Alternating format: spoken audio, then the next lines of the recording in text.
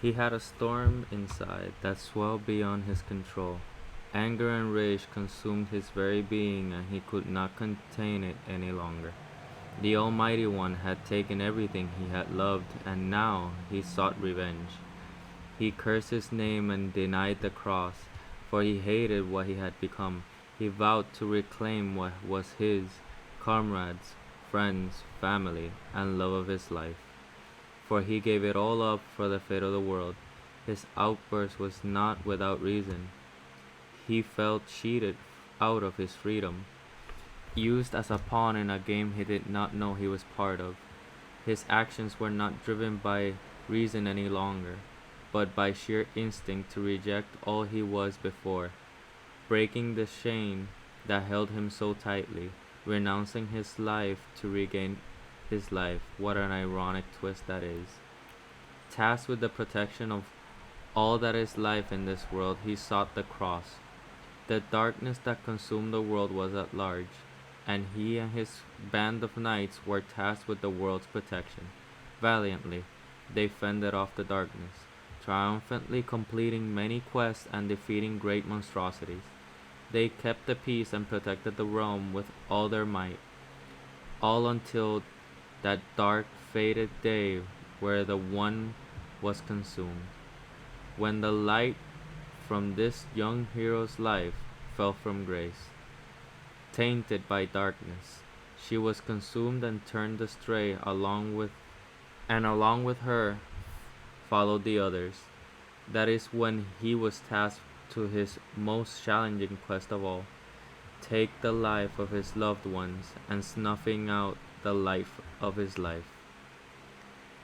Our hero was betrayed in battle by the comrades he loved so dearly, the finishing blow done by the one he considered his light.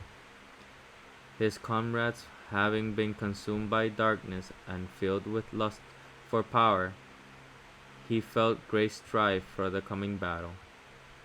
In time, he armed himself and headed off to finish off what he was tasked to do, this time being his last battle. He stood in front of his once friends, family, his heart, and with a heavy war cry he launched himself into battle. One by one his loved ones fell to the sword, the next being harder to save than the one before. His sword grew heavier with each thump from the lifeless frame that hit the floor, until he reached the last one, his one true love, the seed from all this madness, his light devoured by darkness. In his heart a monsoon governed as he pierced his lover's chest and freed her soul from further suffering. A young fair woman approached him while he held his lover's lifeless body in his arms on the floor. She had fair, pale skin, silver blonde hair, and purple bright eyes. The area around them was a war-torn, the only two left being our hero and the woman. The woman had a soft, gentle voice soothing the damaged hero as she proposed the deal, explaining that sometimes love at times can transcend even death itself. She continues to ask the hero if he will be willing to spend his life in search of regaining all he has lost. The hero, still with a clouded mind but filled with determination in his eyes, exclaimed that he would. The woman extended her hand to him to settle the deal, and the young hero accepted without hesitation.